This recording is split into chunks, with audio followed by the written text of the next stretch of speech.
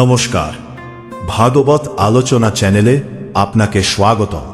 পবিত্র শ্রীমদ্ ভগবত গীতা যথাযথ তৃতীয় অধ্যায় কর্মযোগ 12 নম্বর শ্লোক থেকে শুরু করে সম্পূর্ণ অধ্যায়ের আলোচনা হবে আজকে। প্লিজ চ্যানেলটি সাবস্ক্রাইব করবেন। শ্লোক ভালো। ইষ্টান ভোগান হিব দেবা দাস্যন্তে যজ্ঞ ভাবিতা তের দত্তান প্রদায় বিভো ইয়ো ভক্তে স্তেনেব সহ। উপরের শ্লোকের ভিত্তিতে গীতার গান যজ্ঞেতে সন্তুষ্ট হয়ে অভীষ্ট যে ভোগ দেবতারা দেয় সব প্রচুর প্রয়োগ, সেই দত্ত অন্ন যাহা দেবতারা দেয় তাহাদের না দিয়া খায় চোর সেই হয়।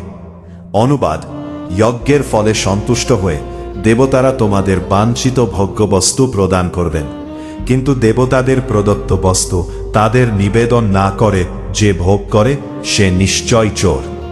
তাৎপর্য: জীবের জীবন ধারণ করার জন্য যা কিছু প্রয়োজন তা সবই ভগবান শ্রীবিষ্ণুর নির্দেশ অনুসারে বিভিন্ন দেবদেবীরা সরবরাহ করেছেন। তাই যজ্ঞ অনুষ্ঠান করে এই সমস্ত দেবদেবীদের তুষ্ট করতে শাস্ত্রে নির্দেশ দেওয়া হয়েছে। বেদে বিভিন্ন দেবদেবীর উদ্দেশ্যে ভিন্ন যজ্ঞ করার নির্দেশ দেওয়া হয়েছে। যজ্ঞের পরম ভোক্তা হচ্ছেন স্বয়ং ভগবান। যাদের ভগবান সম্বন্ধে কোনো ধারণা নেই, যারা অল্প বুদ্ধিসম্পন্ন, বিভিন্ন দেবদেবীর উদ্দেশ্যে তাদের যজ্ঞ অনুষ্ঠান করতে বলা হয়েছে। মানুষেরা যে বিভিন্ন জড় গুণের দ্বারা প্রভাবিত, সেই অনুসারে বেদে ভিন্ন ধরনের যজ্ঞ করার নির্দেশ দেওয়া হয়েছে। একইভাবে বিভিন্ন গুণ অনুসারে ভিন্ন ভিন্ন দেবদেবীর পূজা করারও নির্দেশ দেওয়া হয়েছে। যেমন যারা মাংসাশী তাদের জরা প্রকৃতির বিভৎসরূপী কালীর পূজা করার নির্দেশ দেওয়া হয়েছে এবং কালীর কাছে পশুবলি দেওয়ার বিধান দেওয়া হয়েছে। কিন্তু যারা সত্যগুণে অধিষ্ঠিত তাদের নির্দেশ দেওয়া হয়েছে পরমেশ্বর ভগবান শ্রী বিষ্ণুর আরাধনা করতে। সমস্ত যজ্ঞের উদ্দেশ্যই হচ্ছে ধীরে ধীরে জড় স্তর অতিক্রম করে অপ্রাকৃত স্তরে উন্নীত হওয়া। সাধারণ লোকদের অন্তত পঞ্চমহাযজ্ঞ নামক 5টি যজ্ঞের অনুষ্ঠান করা অবশ্যই কর্তব্য। আমাদের বোঝা উচিত যে মনুষ্য সমাজে যা কিছু প্রয়োজন তা সবই আসছে ভগবানের প্রতিনিধি বিভিন্ন দেবদেবীদের কাছ থেকে। কোনো কিছু তৈরি করার ক্ষমতা আমাদের নেই। যেমন মানব সমাজের নিত্য প্রয়োজনীয় খাদ্য, ফলমূল, শাক সবজি, দুধ, চিনি এগুলির কোনোটাই আমরা তৈরি করতে পারি না। তেমনি আবার নিত্য প্রয়োজনীয় জিনিসগুলি যেমন উত্তাপ, আলো, বাতাস, জল আদিও কেউ তৈরি করতে পারে না। ভগবানের ইচ্ছার ফলেই সূর্য কিরণ দান করে, চন্দ্র জ্যোৎস্না বিতরণ করে, বায়ু প্রভাবিত হয়, বৃষ্টির ধারায় ধরণী রসসিক্ত হয়। এগুলি ছাড়া কেউই বাঁচতে পারে না। এভাবেই আমরা দেখতে পাই আমাদের জীবন ধারণ করার জন্য যা কিছু প্রয়োজন তা সবই ভগবান আমাদের দিচ্ছেন।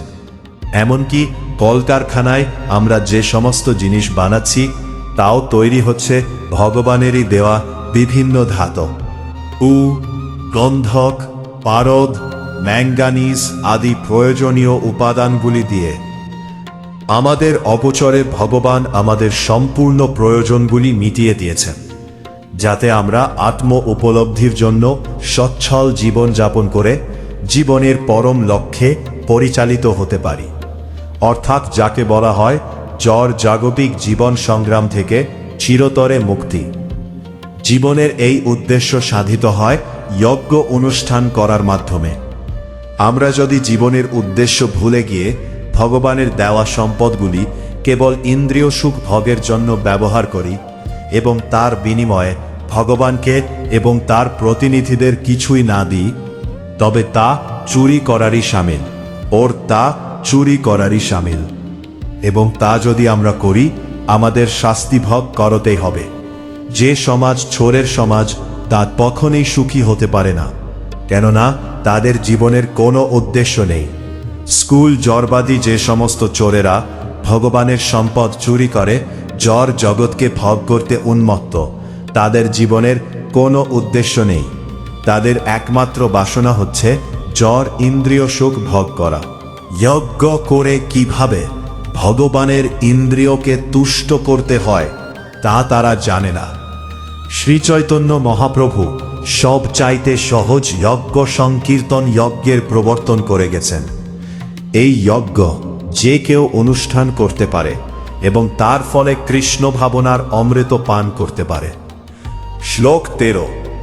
যজ্ঞশিষ্টাসীন সন্ত মুচ্চন্তে সর্বকিল বিষয় ভুঞ্জতে তে ত্বাঘং পাপা যে পচন্তাত্মকারণাৎ। উপরের শ্লোকের ভিত্তিতে গীতার গান যজ্ঞের সাধন করি অন্ন যে বা খায় মুক্তির পথেতে চলে পাপ নাহি হয়, আর এ বা অন্ন পাক নিজ স্বার্থে করে পাপের বোঝা ক্রমে বাড়ে দুঃখ ভোগ তরে। অনুবাদ: ভগবত ভক্তেরা সমস্ত পাপ থেকে মুক্ত হন, কারণ তারা যজ্ঞবশিষ্ট অন্নাদি গ্রহণ করেন। যারা কেবল স্বার্থপর হয়ে নিজেদের ইন্দ্রিয়ের তৃপ্তির জন্য অন্নাদি পাক করে তারা কেবল পাপই ভজন করে। তাৎপর্য যে ভগবত ভক্ত কৃষ্ণ ভাবনামৃত পান করেছেন তাকে বলা হয় সন্ত। তিনি সব সময় ভগবানের চিন্তায় মগ্ন। ব্রহ্ম সংহিতাতে তার বর্ণনা করে বলা হয়েছে, প্রেমাঞ্জনোচ্ছুরিত ভক্তি বিলোচনেন সন্ত সদৈব হৃদয় এইষু বিলোকয়ন্তী। যেহেতু সন্তগণ সদা সর্বদাই পরম পুরুষোত্তম ভগবান গোবিন্দ আনন্দ প্রদানকারী অথবা মুকুন্দ মুক্তিদাতা অথবা শ্রীকৃষ্ণ সর্বাকর্ষক পুরুষ এর প্রেমে মগ্ন থাকেন, সেই জন্য তারা ভগবানকে প্রথমে অর্পণ না করে অন কিছুই গ্রহণ করেন না।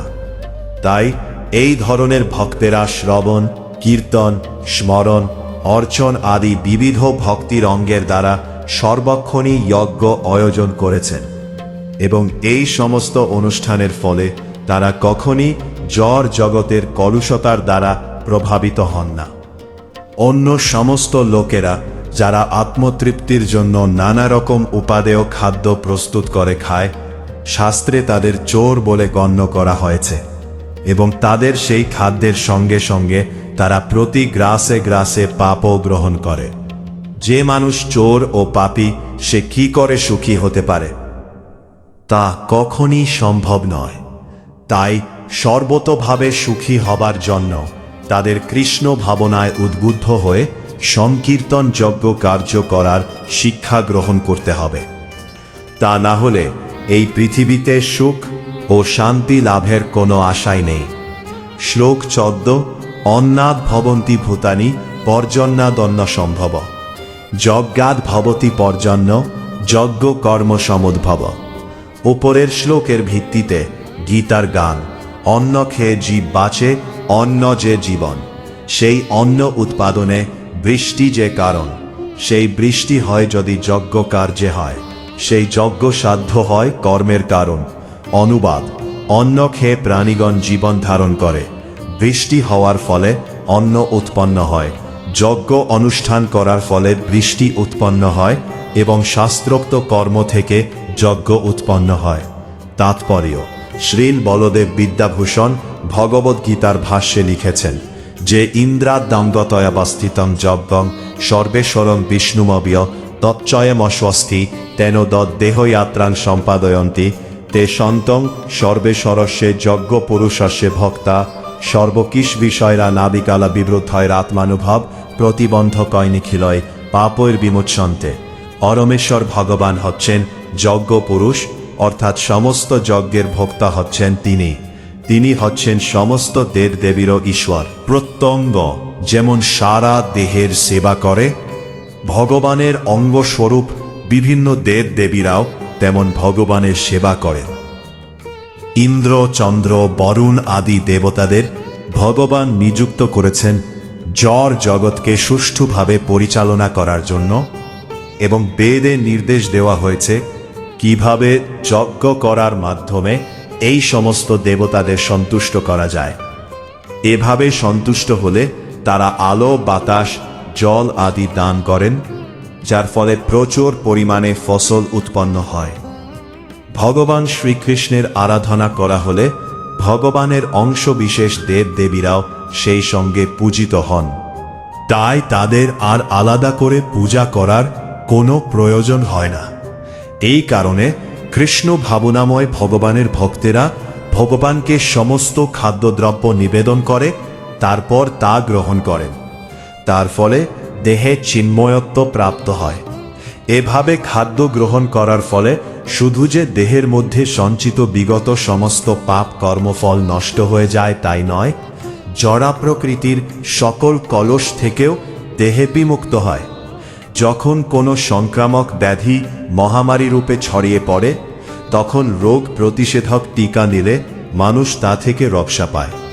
সেই রকম ভগবান বিষ্ণুকে অর্পণ করার পরে সেই আহার্য প্রসাদ রূপে গ্রহণ করলে জাগতিক কলুষতার প্রভাব থেকে যথেষ্ট রক্ষা পাওয়া যায়, এবং যারা এভাবে অনুশীলন করেন তাদের ভগবত ভক্ত বলা হয়।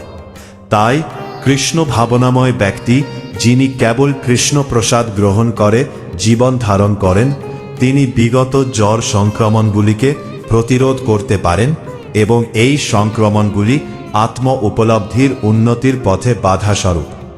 পক্ষান্তরে যে ভগবানকে নিবেদন না করে, কেবল নিজের ইন্দ্রিয় তৃপ্তি লাভের জন্য খাদ্য গ্রহণ করে, তার পাপের বোঝা বাড়তে থাকে এবং তার মনোবৃত্তি অনুসারে সে পরবর্তী জীবনে শূকর ও কুকুরের মতো নিকৃষ্ট পশুদেহে ধারণ করে, যাতে সমস্ত পাপ কর্মের ফল ভোগ করতে পারে।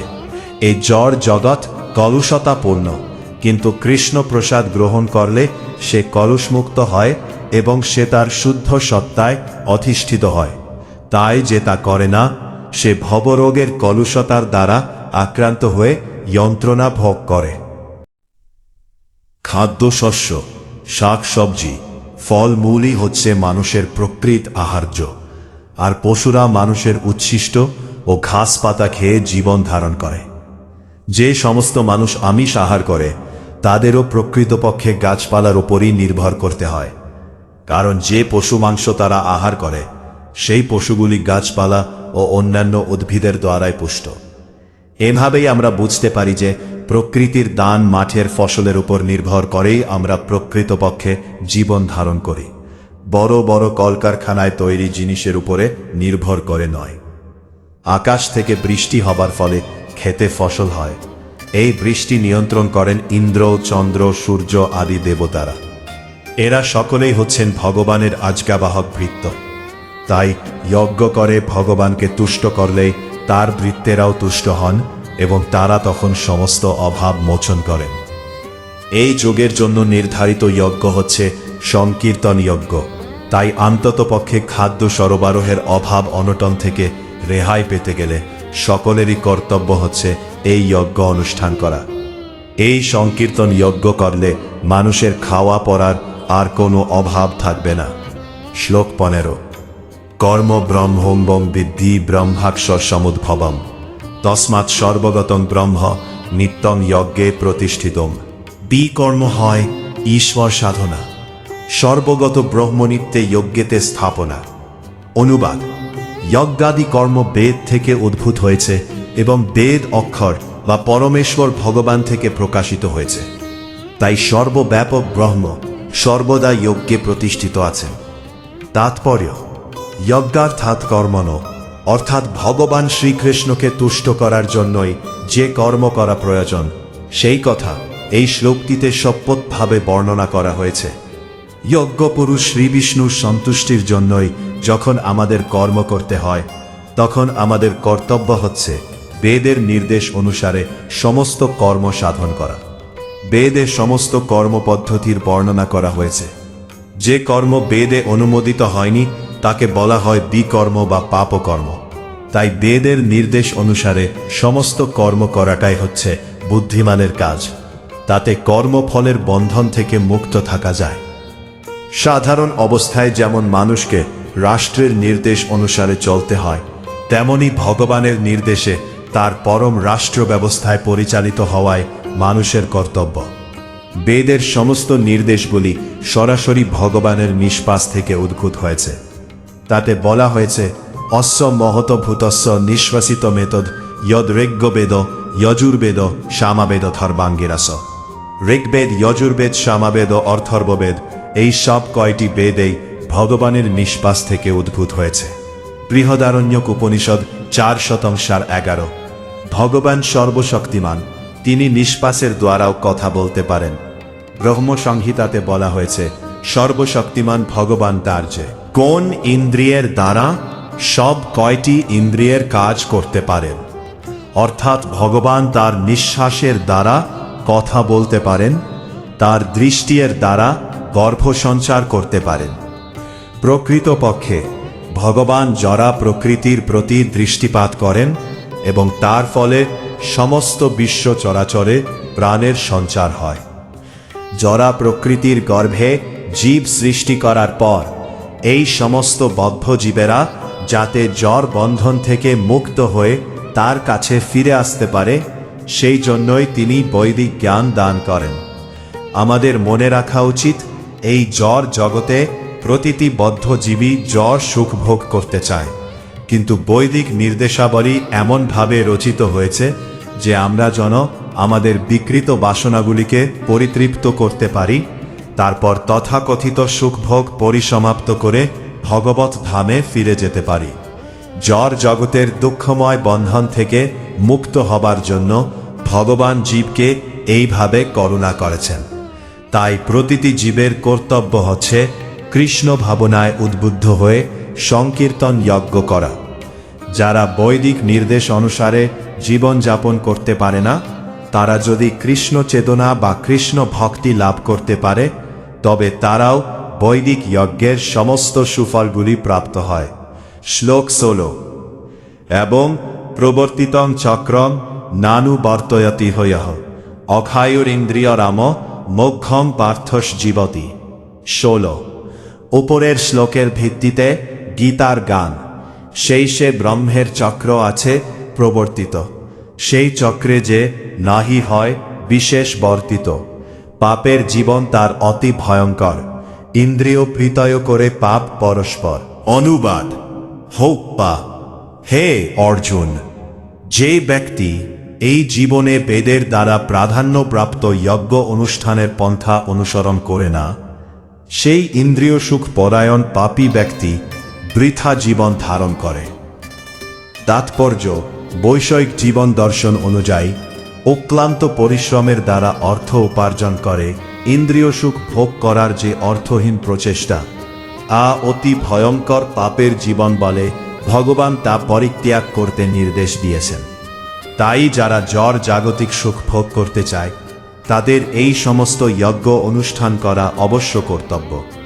যারা তা করে না, তারা অত্যন্ত জঘন্য জীবন যাপন করেছে, কারণ তাদের পাপের বোঝা ক্রমশই বেড়ে চলেছে এবং তারা ক্রমশই অধপতিত হচ্ছে। প্রকৃতির নিয়মে এই মনুষ্য জীবন পাওয়ার বিশেষ উদ্দেশ্য হচ্ছে কর্মযোগ, জ্ঞানযোগ ও ভক্তযোগের মধ্যে একটি অবলম্বন করে আত্ম উপলব্ধি করা। পাপ পুণ্যের অতীত পরমার্থবাদীদের কঠোরভাবে শাস্ত্রোক্ত যজ্ঞ অনুষ্ঠান করার কোনো আবশ্যকতা নেই, কিন্তু যারা জড় বিষয়ভোগে লিপ্ত, তাদের এই সমস্ত যজ্ঞ করার মাধ্যমে পবিত্র হওয়া প্রয়োজন। মানুষ নানা ধরনের কর্মে লিপ্ত থাকতে পারে, কিন্তু ভগবানের সেবায় কর্ম না করা হলে সমস্ত কর্মই সাধিত হয় ইন্দ্রিয় তৃপ্তির জন্য। তাই পুণ্য কর্ম করে তাদের পাপের ভার লাঘব করতে হয়। যে সমস্ত মানুষ কামনা বাসনার বন্ধনে আবদ্ধ, তারা ইন্দ্রিয় সুখ ভোগ করতে চায়। ভগবান শ্রীকৃষ্ণ তাই তাদের জন্য যজ্ঞের প্রবর্তন করেছেন, যাতে তারা তাদের আকাঙ্ক্ষিত ইন্দ্রিয় সুখ ভোগ করতে পারে, অথচ সেই কর্মফলের বন্ধনে আবদ্ধ না হয়ে পড়ে।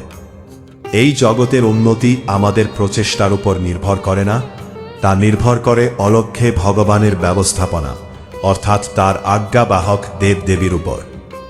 তাই বেদের নির্দেশ অনুসারে যজ্ঞ করে দেবদেবীদের তুষ্ট করা হলে পৃথিবীর সর্বাঙ্গীন উন্নতি সাধিত হয়।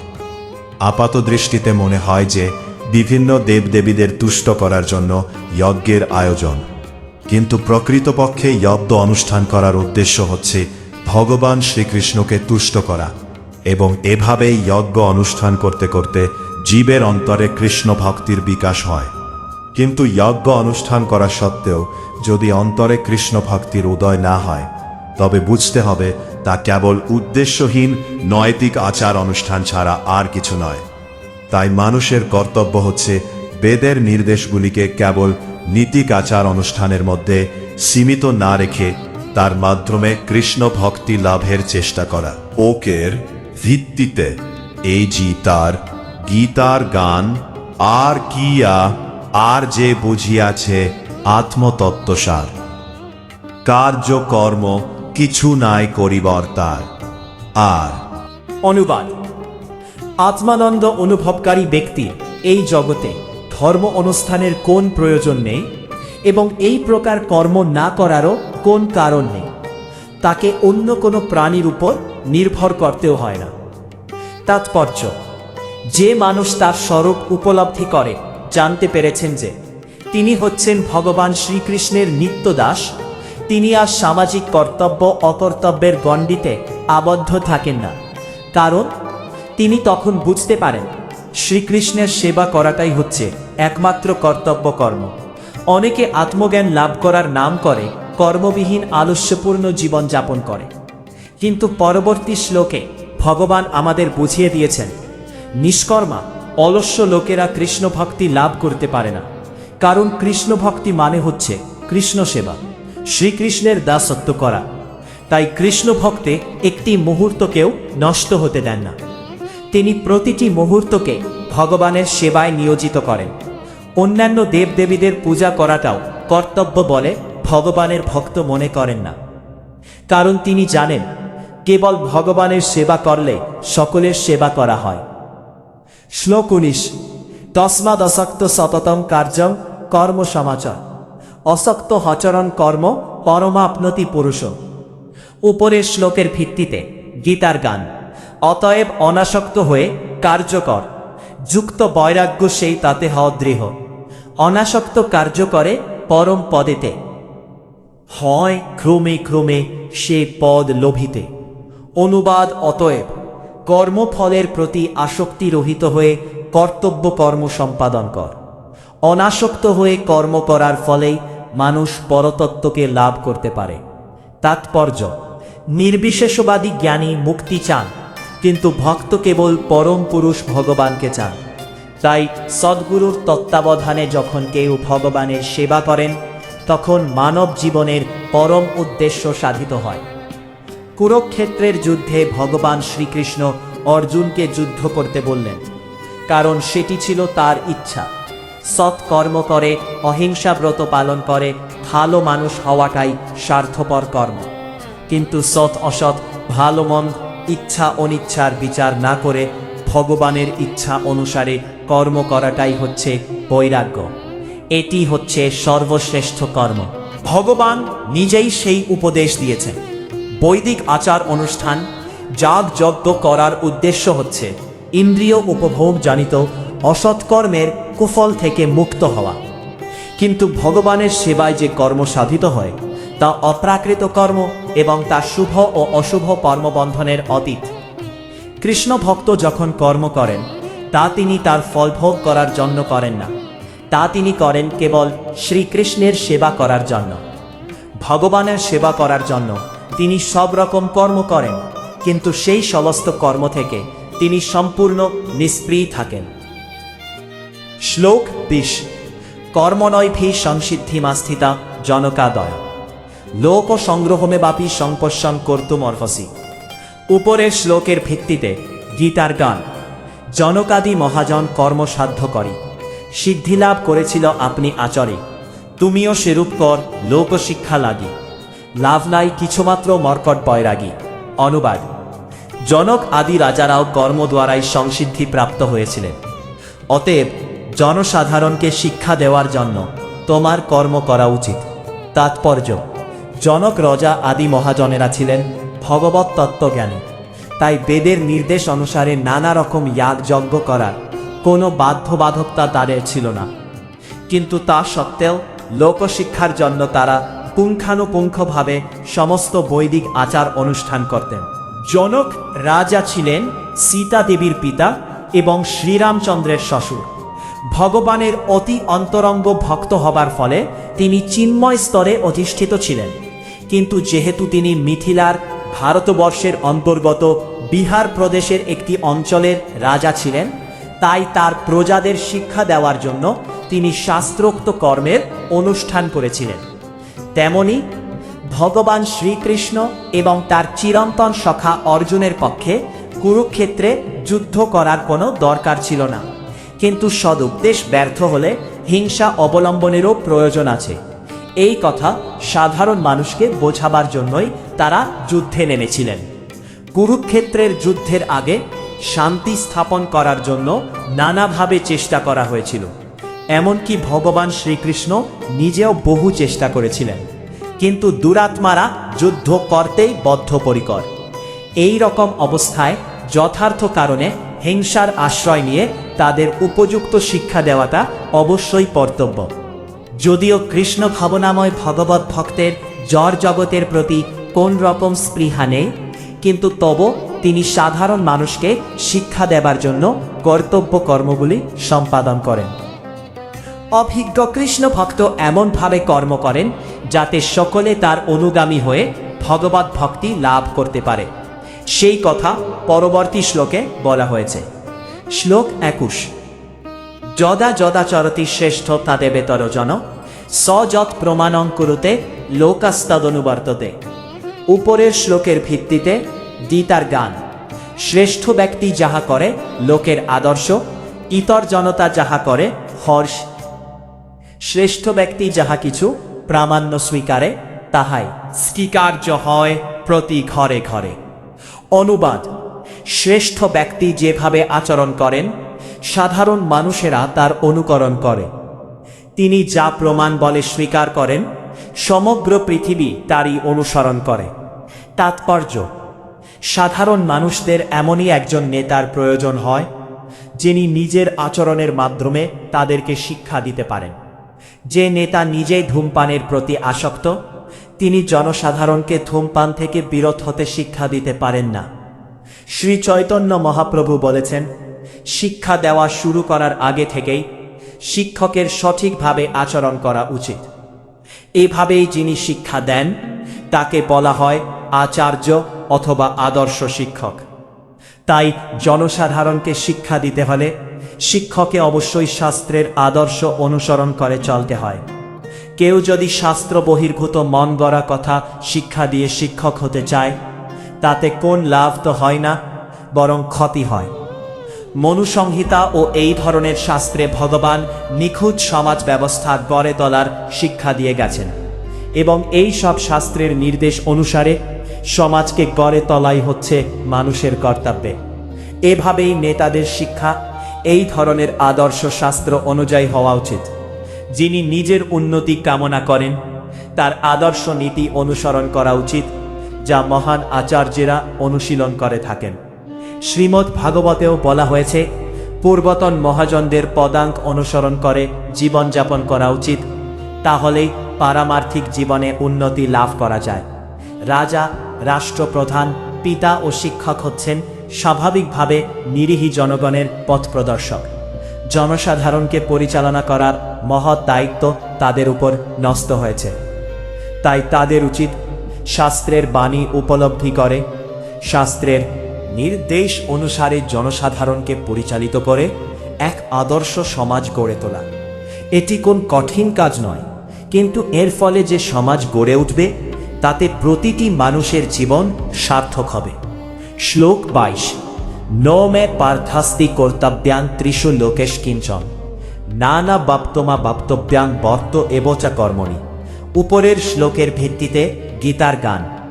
আমার কর্তব্যা নাই ত্রিভুবন মাঝে, পার্থ তুমি জান কেবা সমতুল্য আছে, প্রাপ্তব্যা বলিয়া কিছু কথা নাহি মোর, তথাপি দেখো আমি কর্তব্যে বিভোর। অনুবাদ: হে পার্থ, এই ত্রিজগতে আমার কিছুই কর্তব্য নেই, আমার অপ্রাপ্ত কিছু নেই এবং প্রাপ্তব্যাও কিছু নেই, তবুও আমি কর্মে ব্যাপৃত আছি।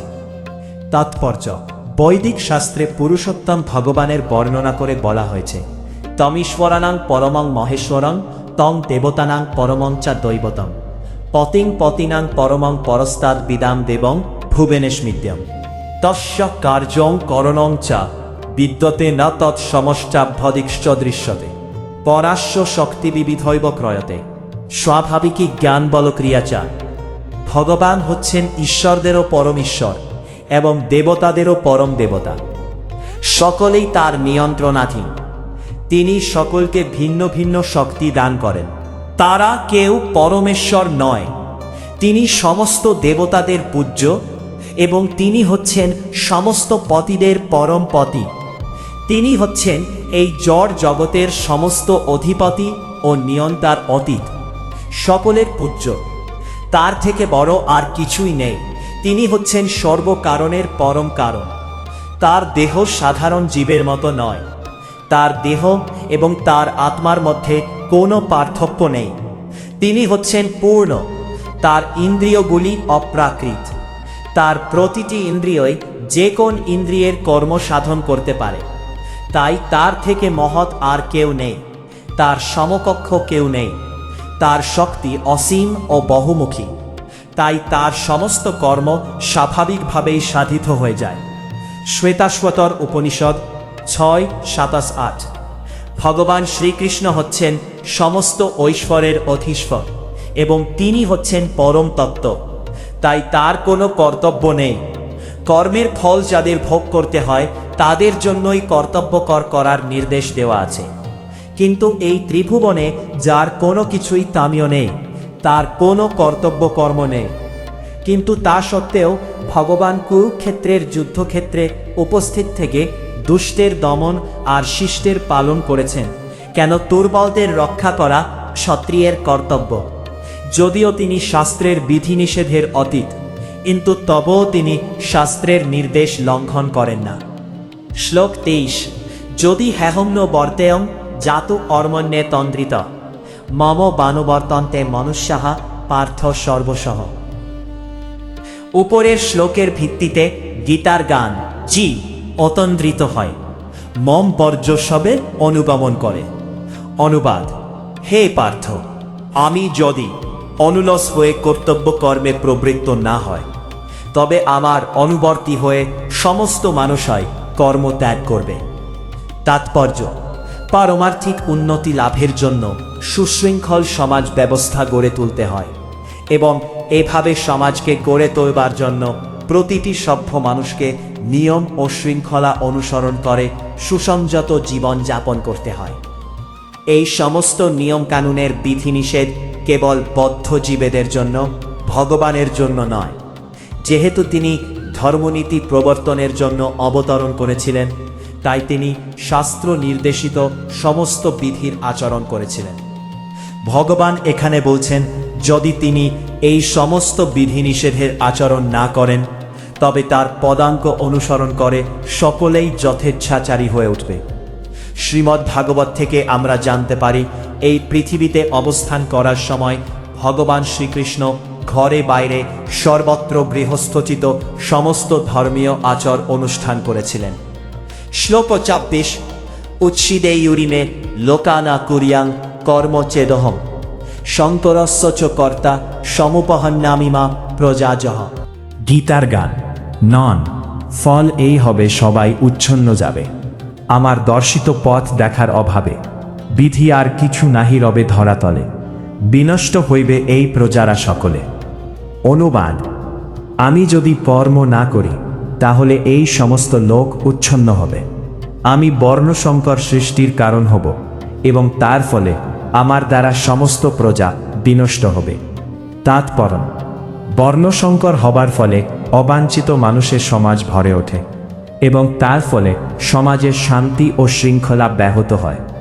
এই ধরনের সামাজিক উপদ্রব রোধ করবার জন্য শাস্ত্রে নানা রকমের বিধিনিষেধের নির্দেশ দেওয়া আছে, যা অনুসরণ করার ফলে মানুষ স্বাভাবিকভাবেই শান্তিপ্রিয় এবং সুস্থ মনোভাবাপন্ন হয়ে ভগবত ভক্তি লাভ করতে পারে। ভগবান যখন এই পৃথিবীতে অবতরণ করেন তখন তিনি জীবের সর্বাঙ্গীন মঙ্গল সাধনের জন্য এই সমস্ত শাস্ত্রীয় বিধিনিষেধের তাৎপর্য ও তাদের একান্ত প্রয়োজনীয়তার কথা মানুষকে বুঝিয়ে দেন। ভগবান হচ্ছেন সমস্ত জগতের পিতা, তাই জীব যদি বিপদগামী হয়ে পথভ্রষ্ট হয় পক্ষান্তরে ভগবানই তার জন্য দায়ী হন। তাই মানুষ যখন শাস্ত্রের অনুশাসন না মেনে যথেচ্ছাচার করতে শুরু করে তখন ভগবান নিজে অবতরণ করে পুনরায় সমাজের শান্তি ও শৃঙ্খলা প্রতিষ্ঠা করেন। তেমনি আমাদের মনে রাখতে হবে, ভগবানের পদাঙ্ক অনুসরণ করাই আমাদের কর্তব্য। ভগবানকে অনুকরণ করা কোনো অবস্থাতেই আমাদের উচিত নয়। অনুসরণ করা আর অনুকরণ করা এক পর্যায়ভুক্ত নয়। ভগবান তার শৈশবে গোবর্ধন পর্বত তুলে ধরেছিলেন, কিন্তু তাঁকে অনুকরণ করে আমরা গোবর্ধন পর্বত তুলতে পারব না। কোন মানুষের পক্ষে তা করা সম্ভব নয়। ভগবানের সমস্ত লীলায় অসাধারণ। তার লীলা অনুকরণ করে ভগবান হবার চেষ্টা করা মূর্খতারই নামান্তর। তাই আমাদের কর্তব্য হচ্ছে তাকে অনুসরণ করে আমাদের জীবনের প্রকৃত উদ্দেশ্য খুঁজে পাওয়া। কোন অবস্থাতেই তার অস্বাভাবিক লীলার অনুকরণ করা আমাদের কর্তব্য নয়। শ্রীমদ্ ভাগবতে 10.33.31 বলা হয়েছে, নয়তৎ সমাচরের জাতু মনসাপি হ্যানিশ্বরা বিনশ্যতাচরণ মৌচাদ্যে থারুদ্রোহব্ধিজম বিষম ঈশ্বরানান বচক সত্যং তথৈবাচরিতং ক্বচিৎ তেষাং যৎ স্ববচযুক্তং বুদ্ধিমাংস্তৎ সমাচরেত।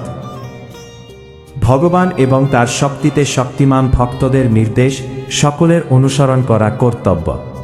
তাদের দেওয়া উপদেশ আমাদের সর্বাঙ্গীন মঙ্গল সাধন করে, এবং যে মানুষ বুদ্ধিমান সে যথাযথভাবে এই সমস্ত উপদেশগুলিকে পালন করে।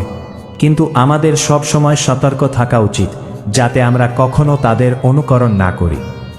দেবাদিদেব মহাদেবকে অনুকরণ করে বিষ পান করা আমাদের কখনোই উচিত নয়।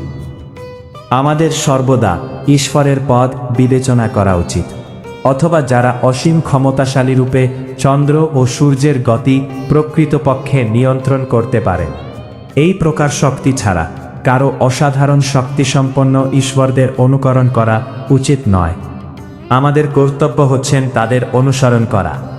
সমুদ্র মন্থনের সময় যে বিষ উঠেছিল তা পান করে মহাদেব জগৎকে রক্ষা করেছিলেন, কিন্তু কোন সাধারণ মানুষ যদি তার এক কণা বিষও পান করে তবে তার মৃত্যু অবধারিত। কিছু মূর্খ লোক আছে যারা নিজেদের মহাদেবের ভক্ত বলে প্রচার করে এবং মহাদেবের বিষ খাওয়ারন উপকরণ করে গাঁজা আদি মাদকদ্রব্য পান করে। তারা জানে না এর মাধ্যমে তাদের মৃত্যুকে তারা ডেকে আনছে। তেমনি কিছু ভণ্ড কৃষ্ণ ভক্ত দেখা যায় যারা নিজেদের ইন্দ্রিয় তৃপ্তি করবার জন্য ভগবানের অতি অন্তরঙ্গ লীলা রাসলীলার অনুকরণ করে। তারা ভেবেও দেখে না ভগবানের মতো গোবর্ধন পর্বত তোলবার ক্ষমতা তাদের নেই। তাই শক্তিমানকে অনুকরণ না করে তাকে অনুসরণ করাটাই হচ্ছে আমাদের কর্তব্য। আমাদের শিক্ষা দেবার জন্য ভগবান যে সমস্ত উপদেশ দিয়ে গেছেন তা পালন করলেই আমাদের পরমার্থ সাধিত হবে। কিন্তু তা না করে যদি আমরা নিজেরাই ভগবান সাজাতে চাই তাহলে আমাদের অধপতন অবধারিত। আজকের জগতে বহু অবতারের দেখা মেলে। লোক ঠকাবার জন্য অনেক ভণ্ড নিজেদের ভগবানের অবতার বলে প্রচার করে, কিন্তু সর্বশক্তিমান ভগবানের সর্বশক্তিমত্তার কোনো চিহ্নেই তাদের মধ্যে দেখা যায় না। শ্লোক 25 শক্তাঃ কর্মণ্য বিদ্বাংস যথা কুর্বন্তি ভারত কুর্যাৎ বিদ্বাংস্তথা শক্তশ্চিকীর্ষুর লোকসংগ্রহণ। উপরের শ্লোকের ভিত্তিতে গীতার গান, বিদ্বানের যে কর্তব্যে অবিদ্বান সম, বাহ্যতে আসক্ত হয়ে কর্ম সমাগম, অন্তরে আসক্তি নাই লোকের সংগ্রহ, বিদ্বানের হয় সেই কর্মেতে আগ্রহ। অনুবাদ, হে ভারত, অজ্ঞানীরা যেমন কর্মফলের প্রতি আসক্ত হয়ে তাদের কর্তব্যে কর্ম করে, তেমনি জ্ঞানীরা অনাসক্ত হয়ে মানুষকে সঠিক পথে পরিচালিত করার জন্য কর্ম করবেন। তাৎপর্য, কৃষ্ণ ভাবনাময় ভক্ত এবং কৃষ্ণ ভাবনা বিমুখ অভক্তের মধ্যে পার্থক্য হচ্ছে তাদের মনোবৃত্তির পার্থক্য। কৃষ্ণ ভাবনার উন্নতি সাধনের পক্ষে যা সহায়ক নয়, কৃষ্ণ ভাবনাময় ভক্ত সেই সমস্ত কর্ম করেন না। অবিদ্যার অন্ধকারে আচ্ছন্ন মায়ামুগ্ধ জীবের কর্ম আর কৃষ্ণ ভাবনাময় মানুষের কর্মকে অনেক সময় আপাত দৃষ্টিতে একই একম বলে মনে হয়, কিন্তু মায়াচ্ছন্ন মূর্খ মানুষ তার সমস্ত কর্ম করে নিজের ইন্দ্রিয় তৃপ্তি করার জন্য, কিন্তু কৃষ্ণ ভাবনাময় মানুষ তার কর্ম করে শ্রীকৃষ্ণের তৃপ্তি সাধন করবার জন্য। তাই মানব সমাজে কৃষ্ণ ভাবনাময় মানুষের অত্যন্ত প্রয়োজন, কেননা তারাই মানুষকে জীবনের প্রকৃত গন্তব্যস্থলের দিকে পরিচালিত করতে পারেন। কর্মবন্ধনে আবদ্ধ হয়ে জীব জন্মমৃত্যু জরা ব্যাধির চক্রে পাক খাচ্ছে। সেই কর্মকে কিভাবে শ্রীকৃষ্ণের শ্রীচরণে অর্পণ করা যায় তা কেবল তারাই শেখাতে পারেন। শ্লোক ২৬। নো বুদ্ধিভেদং জনয়েজ জ্ঞানাং কর্মসঙ্গিনাং যোষয়েত সর্বকর্মাণি বিদ্বান যুক্ত সমাচরণ। উপরের শ্লোকের ভিত্তিতে গীতার গান, বুদ্ধিভেদ নাহি করি মোর কর্মীদের, অজ্ঞানী যে হয় তাই হেরফের, তাই সে সাজাতে হবে সর্বকর্ম মাঝে, আপনি আচরি সব অবিদ্যার সাজে। জ্ঞানবান ব্যক্তিরা কর্মাসক্ত জ্ঞানহীন ব্যক্তিদের বুদ্ধি বিভ্রান্ত করবেন না, বরং তারা ভক্তিযুক্ত চিত্তে সমস্ত কর্ম অনুষ্ঠান করে জ্ঞানহীন ব্যক্তিদের কর্মে প্রবৃত্ত করবেন। তাৎপর্য, বেদৈষ সর্বৈরাহমের বেদ্য, সেটি হচ্ছে বেদের শেষ কথা। বেদের সমস্ত আচার অনুষ্ঠান, ইয়াদ যজ্ঞ আদি, এমনকি জ্বর কার্যকলাপের সমস্ত নির্দেশাদির একমাত্র উদ্দেশ্য হচ্ছে ভগবান শ্রীকৃষ্ণকে জানা। যেহেতু বদ্ধজীবেরা তাদের জ্বর ইন্দ্রিয় তৃপ্তির অতীত কোন কিছু জানে না, তাই তারা সেই উদ্দেশ্যে বেদ অধ্যয়ন করে। কিন্তু বৈদিক আচার অনুষ্ঠানের বিধিনিষেধের দ্বারা নিয়ন্ত্রিত হয় সকাম কর্ম ও ইন্দ্রিয় তর্পণের মাধ্যমে মানুষ ক্রমান্বয়ে কৃষ্ণ ভাবনায় উন্নীত হয়। তাই কৃষ্ণ তত্ত্ববেত্তা কৃষ্ণ ভক্ত কখনই অপরের কার্যকলাপ ও বিশ্বাসে বাধা দেন না। পক্ষান্তরে তিনি তার কার্যকলাপের মাধ্যমে শিক্ষা দেন কিভাবে সমস্ত কর্মের ফল শ্রীকৃষ্ণকে ন্যায়ের সেবায় উৎসর্গ করা যেতে পারে। অভিজ্ঞ কৃষ্ণ ভাবনাময় ভক্ত এমনভাবে আচরণ করেন যার ফলে ইন্দ্রিয় তর্পণে রত দেহাত্ম বুদ্ধিসম্পন্ন অজ্ঞ লোকেরাও উপলব্ধি করতে পারে তাদের কি করা কর্তব্য।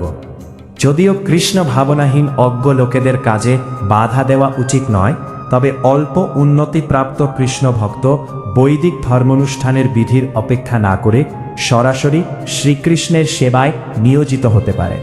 এই ধরনের ভাগ্যবান লোকের পক্ষে বৈদিক আচার অনুষ্ঠানের আচরণ করার কোনো প্রয়োজনীয়তা থাকে না, কারণ শ্রীকৃষ্ণের সেবা করলে আর পয় কিছুই করার প্রয়োজনীয়তা থাকে না। ভগবত তত্ত্ববেত্তা সদ্গুরুর নির্দেশ অনুসারে শ্রীকৃষ্ণের সেবা করলে সর্বকর্ম সাধিত হয়। শ্লোক ২৭। প্রকৃতেহ ক্রিয়ামানানি গুণই কর্মাণি সর্বসহ, অহংকার বিনুর্হাত্মা কর্তাহামিতি মন্যতে। উপরের শ্লোকের ভিত্তিতে গীতার গান, বিদ্বান মূর্খেতে হয় এই মাত্র ভেদ, প্রকৃতির বশ এক অন্য সে বিচ্ছেদ, প্রকৃতির গুণে বশ কার্যকরী যায়, অহংকারে মত্ত হয় নিজে কর্তা হয়, আপনার পরিচয় প্রকৃতির মানে, দেহে আত্মবুদ্ধি করে অসত্যের ধ্যানে, হংকারে মোহাচ্ছন্ন জীব জরা প্রকৃতির ত্রিগুণ দ্বারা ক্রিয়মান সমস্ত কার্যকে স্বীয় কার্য বলে মনে করে, আমি কর্তা এই রকম অভিমান করে। তাৎপর্য, কৃষ্ণ ভাবনাময় ভক্ত ও দেহাত্ম বুদ্ধিসম্পন্ন বিষয়ী এদের দুজনের কর্মকে আপাত দৃষ্টিতে একই পর্যায়ভুক্ত বলে মনে হতে পারে, কিন্তু প্রকৃতপক্ষে তাদের মধ্যে এক অসীম ব্যবধান রয়েছে। যে দেহাত্ম বুদ্ধিসম্পন্ন সে অহংকারে মত্ত হয়ে নিজেকেই সব কিছুর কর্তা বলে মনে করে। সে জানে না যে তার দেহের মাধ্যমে যে সমস্ত কর্ম সাধিত হচ্ছে তার সবই হচ্ছে প্রকৃতির পরিচালনায়, এবং এই প্রকৃতি পরিচালিত হচ্ছে ভগবানেরই নির্দেশ অনুসারে। জড় জাগতিক মানুষ বুঝতে পারে না যে সে সর্বতোভাবে ভগবানের নিয়ন্ত্রণাধীন। অহংকারের প্রভাবে বিমূঢ় যে আত্মা সে নিজেকে কর্তা বলে মনে করে, ভাবে সে স্বাধীনভাবে কর্ম করে চলেছে, তাই সমস্ত কৃতিত্ব সে নিজেই গ্রহণ করে। এটি হচ্ছে অজ্ঞানতার লক্ষণ। সে জানে না যে এই স্থূল ও সূক্ষ্ম দেহটি পরম পুরুষোত্তম ভগবানের নির্দেশে জড়া প্রকৃতির সৃষ্টি, এবং সেই জন্যই কৃষ্ণ ভাবনায় অধিষ্ঠিত হয়ে তার দৈহিক ও মানসিক সমস্ত কাজই শ্রীকৃষ্ণের সেবায় নিয়োগ করতে হবে। দেহাত্ম বুদ্ধিসম্পন্ন মানুষ ভুলে যায় যে ভগবান হচ্ছেন হৃষিকেশ, অর্থাৎ তিনি হচ্ছেন সমস্ত ইন্দ্রিয়ের নিয়ন্তা। বহুকাল ধরে তার ইন্দ্রিয়গুলি অপব্যবহারের মাধ্যমে ইন্দ্রিয় সুখ ভোগ করার ফলে মানুষ বাস্তবিক পক্ষে অহংকারের দ্বারা বিমোহিত হয়ে পড়ে। এবং তারই ফলে সে ভগবান শ্রীকৃষ্ণের সঙ্গে তার নিত্য সম্পর্কের কথা ভুলে যায়। শ্লোক 28 ও গুণকর্ম বিভাগয় তত্ত্ববিজ্ঞে বিদ্বান বুঝে গুণকর্ম, গুরুন দ্বারা কার্য হয় জানে সারমর্ম। অতএব গুণকার্য না করে সজ্জন, প্রকৃতির গুণকার্য আসক্ত না হন। অনুবাদ: হে মহাবাহ, তত্ত্বজন ব্যক্তিমুখী কর্ম ও সকাম কর্মের পার্থক্য ভালোভাবে অবগত হয়ে কখনো ইন্দ্রিয় সুখ ভোগাত্মক কার্যে প্রবৃত্ত হন না। পার্থক্য তাৎপর্য: যে তত্ত্ববেত্তা তিনি পূর্ণ উপলব্ধি করেন যে জরা প্রকৃতির সংস্রবে তিনি প্রতিনিয়ত বিব্রত হয়ে আছেন। তিনি জানেন যে তিনি হচ্ছেন পরম পুরুষোত্তম ভগবান শ্রীকৃষ্ণের অবিচ্ছেদ্য অংশ এবং এই জরা প্রকৃতি তার প্রকৃত আলয় নয়। সচ্চিদানন্দময় ভগবানের অবিচ্ছেদ্য অংশরূপে তিনি তার প্রকৃত স্বরূপও জানেন। তিনি হৃদয়ঙ্গম করেছেন যে কোনো না কোনো কারণে তিনি দেহাত্মবুদ্ধিতে আবদ্ধ হয়ে পড়েছেন। তার শুদ্ধ স্বরূপে তিনি হচ্ছেন ভগবানের নিত্য দাস এবং ভক্তি সহকারে ভগবান শ্রীকৃষ্ণের সেবায় সমস্ত কর্ম করাই হচ্ছে তার কর্তব্যে। তাই তিনি কৃষ্ণ ভাবনাময় কার্যকলাপে নিজেকে সম্পূর্ণভাবে নিয়োজিত করেন এবং তার ফলে স্বভাবতই তিনি আনুষঙ্গিক ও অনিত্য জড় ইন্দ্রিয়ের কার্যকলাপের প্রতি অনাসক্ত হয়ে পড়েন। তিনি জানেন যে ভগবানের ইচ্ছার ফলে তিনি জড় জগতে পতিত হয়েছেন, তাই এই দুঃখময় জড় জগতের কোনো দুঃখকেই তিনি দুঃখ বলে মনে করেন না, পক্ষান্তরে তিনি তা ভগবানের আশীর্বাদ বলে মনে করেন। শ্রীমদ্ ভাগবতে বলা হয়েছে, যিনি ভগবানের তিনটি প্রকাশ ব্রহ্ম, পরমাত্মা ও ভগবান সম্বন্ধে জানেন তাকে বলা হয় তত্ত্ববিদ, কারণ ভগবানের সঙ্গে তার নিত্য সম্পর্কের কথা তিনি জানেন। ইস আনপি আপে, এই দেহটিকে কেন্দ্র করে যে সমস্ত মানুষের সঙ্গে তাদের সম্পর্ক গড়ে উঠেছে তাদেরকে তারা আত্মীয় বলে স্বীকার করে। যে দেশে তারা জন্ম নিয়েছে, অর্থাৎ যে দেশে তারা তাদের জড় দেহটি প্রাপ্ত হয়েছে সেটি তাদের দেশ, আর সেই দেশকে তারা পূজা করে এবং তাদের অনুকূলে কতকগুলি সংস্কারের অনুষ্ঠান করাকে তারা ধর্ম বলে মনে করে। সমাজসেবা, জাতীয়তাবাদ, পরমার্থবাদ আদি হচ্ছে এই ধরনের জড় উপাধি প্রাপ্ত ব্যক্তির কতকগুলি আদর্শ। এই সমস্ত আদর্শের দ্বারা অনুপ্রাণিত হয়ে তারা নানা রকম জাগতিক কাজে ব্যস্ত থাকে। তারা মনে করে ভগবানের কথা হচ্ছে রূপকথা, তাই ভগবানকে নিয়ে মাথা ঘামাবার মতো সময় তাদের নেই। এই ধরনের মোহাচ্ছন্ন মানুষেরা অহিংসা নীতি আদি দেহগত হিতকর কার্যে ব্রতী হয়, কিন্তু তাতে কোনো কাজ হয় না। পরমার্থিক জ্ঞান অর্জন করে যারা তাদের প্রকৃত স্বরূপ আত্মাকে জানতে পেরেছেন, তারা এই সমস্ত দেহসর্বস্ব মানুষেরদের কাজে কোনো রকম বাধা দেন না, পক্ষান্তরে তারা নিঃশব্দে তাদের পরমার্থিক কর্ম ভগবানের সেবা করে চলেন। যারা অল্প বুদ্ধিসম্পন্ন তারা ভগবত ভক্তির মর্ম বোঝে না। তাই ভগবান শ্রীকৃষ্ণ উপদেশ দিয়েছেন তাদের মনে ভগবত ভক্তির সঞ্চার করার চেষ্টা করে অনর্থক সময় নষ্ট না করতে। কিন্তু ভগবানের ভক্তেরা ভগবানের চাইতেও বেশি কৃপালু, তাই তারা নানা রকম দুঃখ কষ্ট সহ করে সমস্ত বিপদকে অগ্রাহ্য করে সকলের অন্তরে ভগবত ভক্তির সঞ্চার করতে চেষ্টা করেন, কারণ তারা জানেন যে মনুষ্য জন্ম লাভ করে ভগবত ভক্তি সাধন না করলে সেই জন্ম সম্পূর্ণ বৃথা। অধ্যাত্ম চেতনা সম্পন্ন হয়ে তোমার সমস্ত কর্ম আমাকে সমর্পণ কর এবং মমতাশূন্য, নিষ্কাম ও শোকশূন্য হয়ে তুমি যুদ্ধ কর। এই শ্লোকে স্পষ্টভাবে ভগবদ্ গীতার উদ্দেশ্য বর্ণনা করা হয়েছে। এখানে ভগবান আদেশ করছেন যে সম্পূর্ণভাবে ভগবত চেতনায় উদ্বুদ্ধ হয়ে কর্তব্য কর্ম করে যেতে হবে।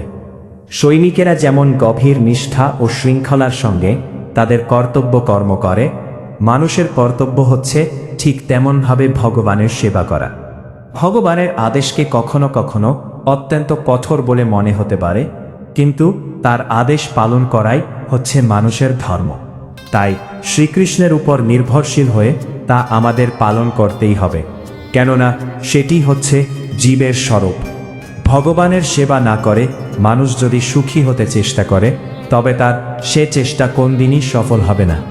ভগবানের ইচ্ছা অনুসারে কর্ম করাই হচ্ছে জীবের কর্তব্য, এবং সেই জন্য তাকে যদি সব কিছু ত্যাগ করতেও হয় তবে তাই বিধেয়। ভালো মন্দ, লাভ ও ক্ষতি, সুবিধা অসুবিধার কথা বিবেচনা না করে ভগবানের আদেশ পালন করাই হচ্ছে আমাদের কর্তব্য। সেই জন্যই শ্রীকৃষ্ণে যেন সামরিক নেতার মতোই অর্জুনকে যুদ্ধের নির্দেশ দিয়েছিলেন। অর্জুনের পক্ষে সেই নির্দেশ যাচাই করার কোন পথ ছিল না, তাকে সেই নির্দেশ মানতেই হয়েছিল। ভগবান হচ্ছেন সমস্ত আত্মার আত্মা, তাই নিজের সুখ সুবিধার কথা বিবেচনা না করে যিনি সম্পূর্ণভাবে পরমাত্মার উপর নির্ভরশীল, অথবা পক্ষান্তরে যিনি সম্পূর্ণরূপে কৃষ্ণ ভাবনাময়, তিনি হচ্ছেন অধ্যাত্মচেতক। নিরাশী মানে হচ্ছে ভৃত্য যখন প্রভুর সেবা করে তখন সে কোন কিছুর আশা করে না। খাজাঞ্চি লক্ষ লক্ষ টাকা গণনা করে, কিন্তু তার এক কপর্দকও সে নিজের বলে মনে করে না, কারণ সে জানে যে সেই টাকা তার মালিকের। ঠিক তেমনি এই জগতের সব কিছুই ভগবানের, তাই তার সেবাতে সব কিছু অর্পণ করাই হচ্ছে আমাদের কর্তব্য। আমরা যদি তা করি তাহলে আমরা ভগবানের যথার্থ ভৃত্য হতে পারি, তাহলেই আমাদের জন্ম সার্থক হয় এবং আমরা পরম শান্তি লাভ করতে পারি। সেটি হচ্ছে ময়, অর্থাৎ আমাকে কথাটির প্রকৃত তাৎপর্য। কেউ যখন এই প্রকার কৃষ্ণ ভাবনাময় হয়ে কর্ম করে তখন নিঃসন্দেহে সে কোন কিছুর উপর মালিকানা দাবি করে না। এই মনোবৃত্তিকে বলা হয় নির্মম, অর্থাৎ কোন কিছুই আমার নয়। ভগবানের এই কঠোর নির্দেশ পালন করতে যদি আমরা অনিচ্ছা প্রকাশ করি, যদি আমরা আমাদের তথাকথিত আত্মীয় স্বজনের মায়ায় আবদ্ধ হয়ে ভগবানের নির্দেশকে অবজ্ঞা করি, তবে তা মুঠোতারি না মানবা। এই বিকৃত মনোবৃত্তি ত্যাগ করা অবশ্যই কর্তব্য। এভাবেই মানুষ বিগত জবর অর্থাৎ শোকশূন্য হতে পারে।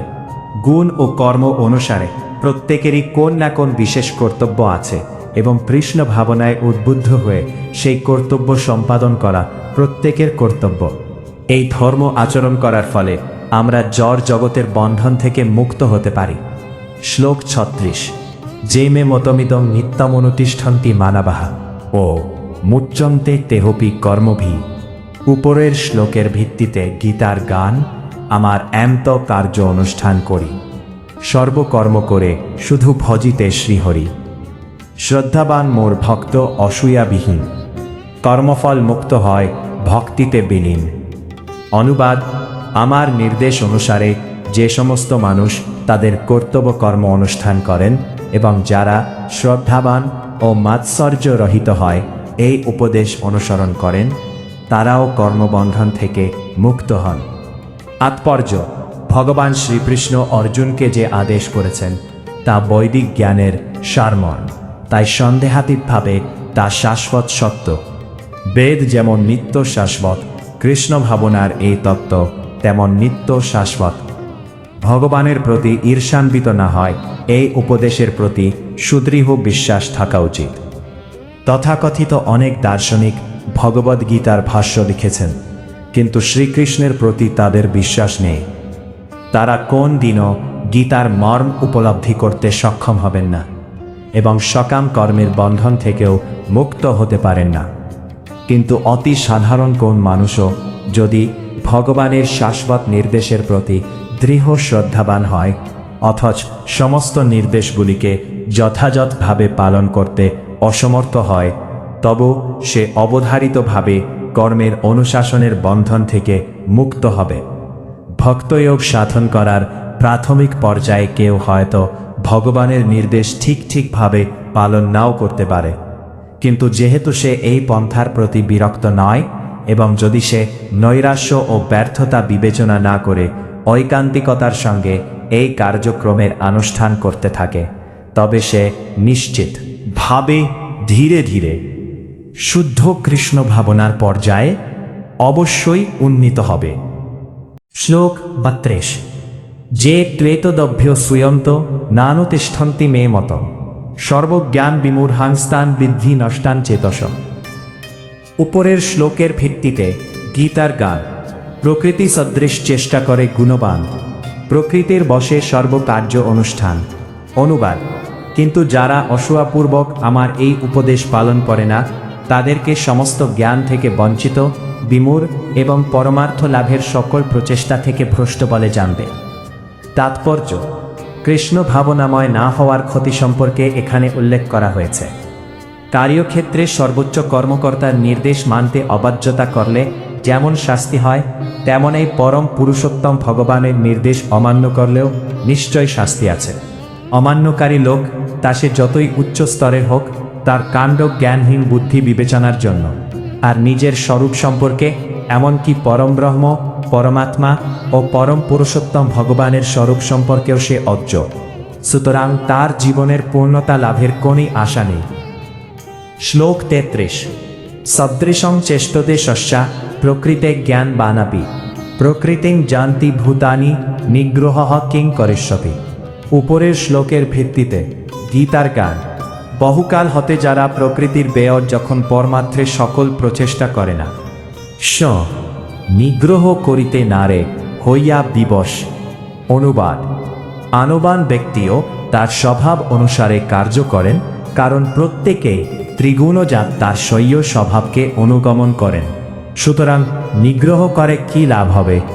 তাৎপর্য: কৃষ্ণ ভাবনার অপ্রাকৃত স্তরে অধিষ্ঠিত না হতে পারলে জড়া প্রকৃতির গুণের প্রভাব থেকে মুক্ত হওয়া যায় না। ভগবদ্গীতার 7ম অধ্যায়ে 7-14 ভগবান সেই কথা প্রতিপন্ন করেছেন। তাই এমনকি উচ্চশিক্ষিত ব্যক্তির পক্ষেও কেবলমাত্র ধারণাগত জ্ঞান অথবা দেহ থেকে আত্মাকে পৃথক করেও মায়ারের বন্ধন থেকে পেরিয়ে আসা অসম্ভব। বহু তথাকথিত তত্ত্ববিদ আছে যারা ভগবত তত্ত্বদর্শন লাভ লড়ার অভিনয় করে, কিন্তু অন্তর তাদের সম্পূর্ণভাবে মায়ার দ্বারা আচ্ছন্ন। তারা সম্পূর্ণভাবে মায়ার গুণের দ্বারা আবদ্ধ। পুঁথিগত বিদ্যায় কেউ খুব পারদর্শী হতে পারে, কিন্তু বহুকাল ধরে মায়াজালে আবদ্ধ থাকার ফলে সে জড় বন্ধন থেকে মুক্ত হতে পারে না। জীব সেই বন্ধন থেকে মুক্ত হতে পারে কেবলমাত্র কৃষ্ণ ভাবনার প্রভাবে, এবং এই কৃষ্ণ চেতনা থাকলে সংসার ধর্ম পালন করেও জড় বন্ধন থেকে মুক্তি সম্ভব। থেকে মুক্ত হওয়া যায়। তাই ভগবত তত্ত্বজ্ঞান লাভ না করে হঠাৎ ঘর বাড়ি ছেড়ে তথাকথিত যোগী অথবা কৃত্রিম পরমার্থবাদী সেজে বসলে কোনোই লাভ হয় না। তার থেকে বরং নিজ নিজ আশ্রমে অবস্থান করে কোনো তত্ত্ববেত্তার নির্দেশে কৃষ্ণ ভাবনামৃত লাভ করার চেষ্টা করা উচিত। এভাবেই ভগবত তত্ত্বজ্ঞান লাভ করার ফলে মানুষ মায়ামুক্ত হতে পারে। শ্লোক 34। ইন্দ্রিয়স্য ইন্দ্রিয়স্বার্থে রাগ দ্বেষ ব্যবস্থিত তয়োর ন বশমাগচ্ছেদ তৌ হাস্য পরিপন্থিন। উপরের শ্লোকের ভিত্তিতে গীতার গান: অতএব ইন্দ্রিয়ার্থে রাগ দ্বেষ ছাড়ি, বিষয়েতে রাগ দ্বেষ কিছু নাহি করি, তাহার বশেতে নিজে কভু না রাহিবা, অনাসক্ত বিষয়েতে মাধবের সেবা। অনুবাদ: সমস্ত জীবই ইন্দ্রিয় গ্রাহ্য বস্তুতে আসক্তি অথবা বিরক্তি অনুভব করে, কিন্তু এভাবে ইন্দ্রিয় ও ইন্দ্রিয়ের বিষয়ের বশীভূত হওয়া উচিত নয়, কারণ তা পরমার্থিক প্রগতির পথে প্রতিবন্ধক। তাৎপর্য: যাদের মনে কৃষ্ণ ভাবনার উদয় হয়েছে তাদের আর জড় জাগতিক ইন্দ্রিয় উপভোগের বাসনা থাকে না। চেতনা শুদ্ধ হয়নি। তাদের কর্তব্য হচ্ছে শাস্ত্রের নির্দেশ অনুসারে জীবনযাপন করা। তাহলেই পরমার্থ সাধনের পথে অগ্রসর হওয়া যায়। উচ্ছৃঙ্খল জীবনযাপন করে বিষয় ভোগ করার ফলে মানুষ জড় বন্ধনে আবদ্ধ হয়ে পড়ে, কিন্তু শাস্ত্রের নির্দেশ অনুসারে জীবনযাপন করলে আর ইন্দ্রিয় গ্রাহ্য বিষয়ের দ্বারা আবদ্ধ হতে হয় না। যেমন যোনিসম্ভোগ করার বাসনা প্রতিটি বদ্ধ জীবাত্মার মধ্যেই থাকে, তাই শাস্ত্রে নির্দেশ দেওয়া হয়েছে বিবাহ করে দাম্পত্য জীবনযাপন করতে। বিবাহিত স্ত্রী ব্যতীত অন্য কোন স্ত্রীলোকের সঙ্গে অবৈধ সং করতে শাস্ত্রে নিষেধ করা হয়েছে, এবং অন্য সমস্ত স্ত্রীলোকে মাতৃক জ্ঞানে শ্রদ্ধা করতে বলা হয়েছে। কিন্তু শাস্ত্রে এই সমস্ত নির্দেশ থাকা সত্ত্বেও মানুষ তা অনুসরণ করতে চায় না, ফলে সে জড় বন্ধনের নাগপাশ থেকে মুক্ত হতে পারে না। এই ধরনের বিকৃত বাসনাগুলি দমন করতে হবে, তা না হলে সেগুলি আত্ম উপলব্ধির পথে দূরতিক্রম্য প্রতিবন্ধক হয়ে দাঁড়াবে। জড় দেহটি যতক্ষণ আছে ততক্ষণ তার প্রয়োজনগুলিও মেটাতে হবে, কিন্তু তা করতে হবে শাস্ত্রের বিধিনিষেধ অনুসরণ করার মাধ্যমে। আর তা সত্ত্বেও আমাদের সতর্ক থাকতে হবে যাতে কোন রকম দুর্ঘটনা না ঘটে। রাজপথে যেমন দুর্ঘটনা ঘটার সম্ভাবনা থাকে, তেমনি শাস্ত্রের বিধি নিষেধের দ্বারা নিয়ন্ত্রিত হওয়া সত্ত্বেও পথভ্রষ্ট হওয়ার সম্ভাবনা থাকে। বহুকাল ধরে এই জড়া প্রকৃতির সংসর্গের ফলে আমাদের ইন্দ্রিয় সুখ ভোগ করবার ইচ্ছা অত্যন্ত প্রবল। তাই নিয়ন্ত্রিত ইন্দ্রিয় সুখ ভোগ করলেও প্রতি পদক্ষেপে অধঃপতিত হবার সম্ভাবনা থাকে। তাই নিয়ন্ত্রিত ইন্দ্রিয় উপভোগের আসক্তিও সর্বতোভাবে বর্জনীয়। ভগবান শ্রীকৃষ্ণকে ভালোবেসে তার সেবায় ব্রতী হলে অচিরেই আমরা জড় সুখ ভোগ করার বাসনা থেকে মুক্ত হতে পারি। ভগবানের সেবা থেকে বিরত হওয়া উচিত নয়। ইন্দ্রিয় সুখ বর্জন করার উদ্দেশ্য হচ্ছে কৃষ্ণ ভাবনামৃত লাভ করা। তাই কোনো অবস্থাতেই তা পরিত্যাগ করা উচিত নয়। শ্লোক ৩৫। শ্রেয়ান স্বধর্ম বিগুণ পরধর্মাৎ স্বনুষ্ঠিতাৎ স্বধর্মে নিধনং শ্রেয় পরধর্ম ভয়াবহ। উপরের শ্লোকের ভিত্তিতে গীতার গান। নিজ ধর্ম শ্রেয় যান পরধর্মাপেক্ষা, ভগবৎ সেবা লাগি কর্মযোগ শিক্ষা। স্বধর্মে নিধন ভালো নহে পরধর্ম, ভাল করি বুঝ তুমি এই গূঢ় মর্ম। অনুবাদ: স্বধর্মের অনুষ্ঠান দোষযুক্ত হলেও উত্তম রূপে অনুষ্ঠিত পরধর্ম থেকে উৎকৃষ্ট। স্বধর্ম সাধনে যদি মৃত্যু হয় তাও মঙ্গলজনক, কিন্তু অন্যের ধর্মের অনুষ্ঠান করা বিপজ্জনক।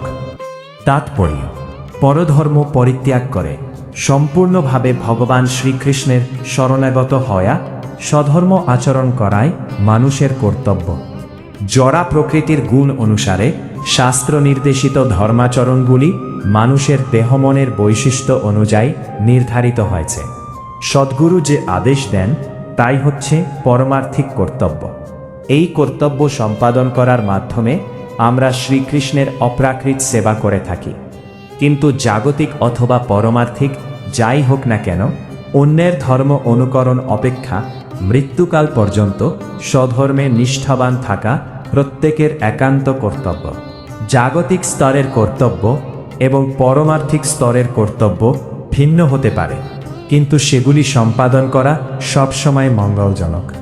মানুষ যখন জড়া প্রকৃতির দ্বারা কবলিত থাকে তখন তার কর্তব্য হচ্ছে তার বিশেষ অবস্থার জন্য নির্দিষ্ট বিধান পালন করা এবং কোন অবস্থাতেই অপরকে অনুকরণ করা উচিত নয়। যেমন সপ্তগুণের দ্বারা প্রভাবিত ব্রাহ্মণ হচ্ছেন আহিংসা পরায়ণ, কিন্তু রজগুণের দ্বারা প্রভাবিত ক্ষত্রিয় প্রয়োজন হলে হিংসার আশ্রয় নিতে পারেন। স্বধর্ম আচরণ করতে গিয়ে ক্ষত্রিয়কে যদি মৃত্যুবরণ করতে হয় তাও ভালো, কিন্তু ব্রাহ্মণকে অনুকরণ করে অহিংসার আচরণ করা তার উচিত নয়। চিত্তবৃত্তির পরিশোধন করা সকলেরই কর্তব্য, কিন্তু তা সাধন করতে হয় ধীরে ধীরে, তাড়াহুড়ো করে নয়। তবে মানুষ যখন জড় গুণের প্রভাবমুক্ত হয়, সম্পূর্ণভাবে কৃষ্ণ চেতনা লাভ করেন, তখন তিনি যে কোনো রকম আচরণ করতে পারেন, কিন্তু তার সেই সমস্ত কর্ম অনুষ্ঠিত হয় সদ্গুরুর নির্দেশ অনুসারে।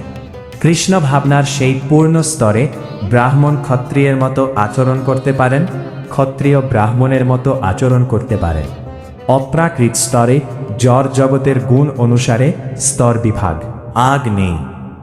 যেমন ক্ষত্রিয়া হওয়া সত্ত্বেও বিশ্বামিত্র ব্রাহ্মণের মতো আচরণ করেছিলেন, আবার ব্রাহ্মণ হওয়া সত্ত্বেও পরশুরাম ক্ষত্রিয়ের মতো আচরণ করেছিলেন। তারা অপ্রাকৃত স্তরে অধিষ্ঠিত ছিলেন, তাই তারা এভাবে আচরণ করতে পারতেন। কিন্তু মানুষ যখন প্রাকৃত স্তরে থাকে তখন জড়া প্রকৃতির গুণ অনুসারে তাকে তার স্বধর্ম আচরণ করে সম্মুখভাবে কৃষ্ণ চেতনা লাভ করতে হয়। শ্লোক ৩৬। অর্জুন উবাচ অথ কেন প্রযুক্ত হয়ং পাপং চরতি পুরুষ অনিচ্ছন্নপি বাঞ্ছেও বলাদিব নিয়োজিত। উপরের শ্লোকের ভিত্তিতে গীতার গান। অর্জুন কহিলেন, হে বাঞ্ছেও কহ তুমি বুঝাইয়া মোরে, কি লাগি হয়েছে জীবযুক্ত পাপ ঘরে, অনিচ্ছা সত্ত্বেও হয় পাপে নিয়োজিত, অবশ হইয়া করে পাপ সে গর্হিত। অনুবাদ: অর্জুন বললেন, হে বায়, মানুষ কার দ্বারা চালিত হয়ে অনিচ্ছা সত্ত্বেও যেন বলপূর্বক নিয়োজিত হয়ে পাপাচরণে প্রবৃত্ত হয়। তাৎপর্য: ভগবানের অবিচ্ছেদ্য অংশ জীব মূলত চিন্ময়, পবিত্র ও সমস্ত জড় কলস থেকে মুক্ত। তাই সে জড় জগতের পাপরের অধীন নয়। কিন্তু সে যখন জড় জগতের সংস্পর্শে আসে তখন সে বিনা দ্বিধায় ইচ্ছাকৃতভাবে ও অনিচ্ছাকৃতভাবে নানা একম পাপ কার্যে লিপ্ত হয়। তাই এখানে অর্জুন জীবদের এই বিকৃত স্বভাব সম্পর্কে শ্রীকৃষ্ণের কাছে যে প্রশ্ন উত্থাপন করেছেন তা খুবই ন্যায়সঙ্গত। যদিও কখনো কখনো জীব পাপকর্ম করতে চায় না, তবুও সে পাপকর্ম করতে বাধ্য হয়। আমাদের দেহের মধ্যে অবস্থান করে পরমাত্মা কিন্তু আমাদের পাপকর্ম করতে অনুপ্রাণিত করেন না, কিন্তু তা সত্ত্বেও জীব পাপ কার্যে লিপ্ত হয়। তার কারণ ভগবান পরবর্তী শ্লোকে বর্ণনা করেছেন। শ্লোক 37। শ্রী ভগবান উবাচ কাম এষ ক্রোধ এষ রজগুণ সমুদ্ভব মহাশন মহাপাত্মা বিথ্যেনমিহ বৈরিণম। এইটি ঠাকা উপরের শ্লোকের ভিত্তিতে গীতার গান শ্রী ভগবান কহিলেন, কাম আর ক্রোধ হয় রজগুণ দ্বারা অভিভূত বদ্ধ জীব ত্রিজগতে সারা। জানি জীব এই দুই মহাশত্রু জানে, করে তাই গুণাতীত কার্যে সাবধানে। পরমেশ্বর ভগবান বললেন, হে অর্জুন, রজগুণ থেকে সমুদ্ভূত কামই মানুষকে এই পাপে প্রবৃত্ত করে এবং এই কামই ক্রোধে পরিণত হয়। কাম সর্বগ্রাসী ও পাপাত্মক। কামকে জীবের প্রধান শত্রু বলে জানবে। তাৎপর্য: জীব যখন জড়া প্রকৃতির সংস্পর্শে আসে তখন তার অন্তরের শাশ্বত কৃষ্ণপ্রেম রজগুণের প্রভাবে কামে পর্যবসিত হয়। টক তেঁতুলের সংস্পর্শে দুধ যেমন দই হয়ে যায়, তেমনই ভগবানের প্রতি আমাদের অপ্রাকৃত প্রেম কামে রূপান্তরিত হয়। তারপর কামের অতৃপ্তির ফলে হৃদয়ে ক্রোধের উদয় হয়। ক্রোধ থেকে মাহ এবং এভাবেই মোহাচ্ছন্ন হয়ে পড়ার ফলে জীব জড় জগতের বন্ধনে স্থায়ীভাবে আবদ্ধ হয়ে পড়ে। তাই কাম হচ্ছে জীবের সবচাইতে বড় শত্রু। এই কামেই শুদ্ধ জীবাত্মাকে এই জড় জগতে আবদ্ধ হয়ে থাকতে অনুপ্রাণিত করে। ক্রোধ হচ্ছে তমগুণের প্রকাশ।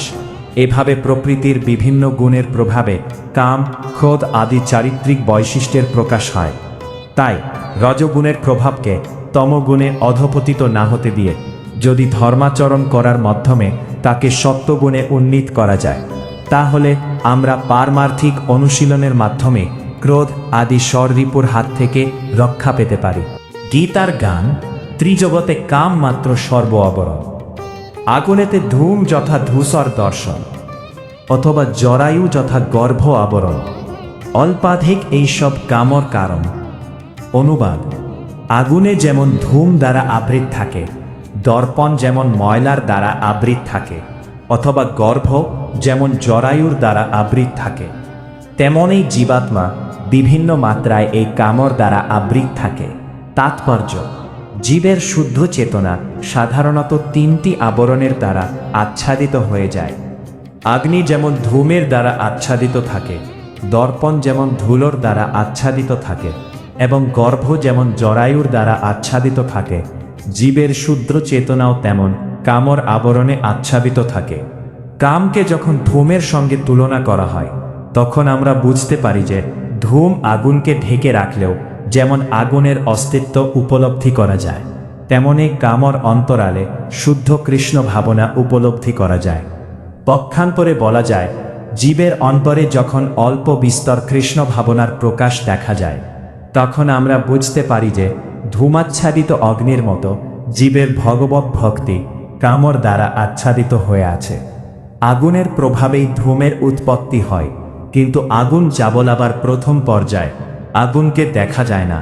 তেমনি কৃষ্ণ ভাবনার প্রাথমিক পর্যায়েও বিশুদ্ধ নির্মল ভগবত প্রেম প্রকট হয়ে ওঠে না। দর্পণের ধুলো পরিষ্কার করার পর যেমন আবার তাতে সব কিছুর প্রতিবিম্ব দেখা যায়, তেমনি নানা রকম পারমার্থিক প্রচেষ্টার দ্বারা চিত্ত দৃশ্যের দর্পণকে মার্জন করবার শ্রেষ্ঠ উপায় হচ্ছে ভগবানের নাম সমন্বিত মহামন্ত্র উচ্চারণ করা। গর্ভের দ্বারা আচ্ছাদিত জরায়ুর সঙ্গে জীবের বদ্ধ অবস্থার তুলনার মাধ্যমে আমরা বুঝতে পারি যে এই অবস্থায় জীব কত অসহায়। জঠরস্থ শিশু নড়াচড়া পর্যন্ত করতে পারে না। জীবনের এই অবস্থাকে গাছের সঙ্গে তুলনা করা যেতে পারে। গাছেরাও জীব, কিন্তু প্রবল কামের বশবর্তী হয়ে পড়ার ফলে তারা এমন অবস্থায় পতিত হয়েছে যে তাদের চেতনা প্রায় সম্পূর্ণভাবে লুপ্ত হয়ে গেছে। ধুলোর দ্বারা আচ্ছাদিত দর্পণকে পশু পক্ষীর সঙ্গে তুলনা করা যায়, আর ধূমাচ্ছাদিত অগ্নির সঙ্গে মানুষের তুলনা করা যায়। মনুষ্য শরীর প্রাপ্ত হলে জীব তার সুপ্ত কৃষ্ণ চেতনাকে জাগিয়ে তুলতে পারে। ধূমাচ্ছাদিত আগুনকে খুব সাবধানতার সঙ্গে হাওয়া দিতে থাকলে তা যেমন এক সময় দাউ দাউ করে জ্বলে ওঠে, তেমনি খুব সন্তর্পণে ভক্তিযোগ অনুশীলন করার ফলে মানুষ তার অন্তরে ভগবত ভক্তির আগুন জ্বালিয়ে তুলতে পারে। এভাবেই মনুষ্য জন্মের যথার্থ সদ্ব্যবহার করার ফলে জীব জড় জগতের বন্ধন থেকে মুক্ত হতে পারে।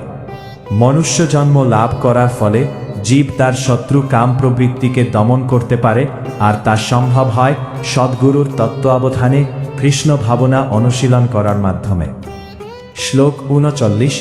আবৃতং জ্ঞানমেতেন জ্ঞানিন নিত্য বৈরিনা কামরূপেণ কৌন্তেয় দুষ্পরে নানালেন চ। ওপরের শ্লোকের ভিত্তিতে গীতার গান এই নিত্য বৈরী করে জ্ঞান আবরণ।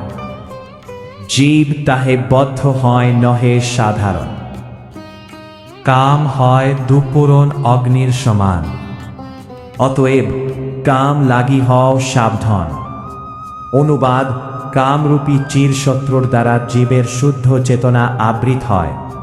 এই কাম দুর্বারিত অগ্নির মতো চির অতৃপ্ত।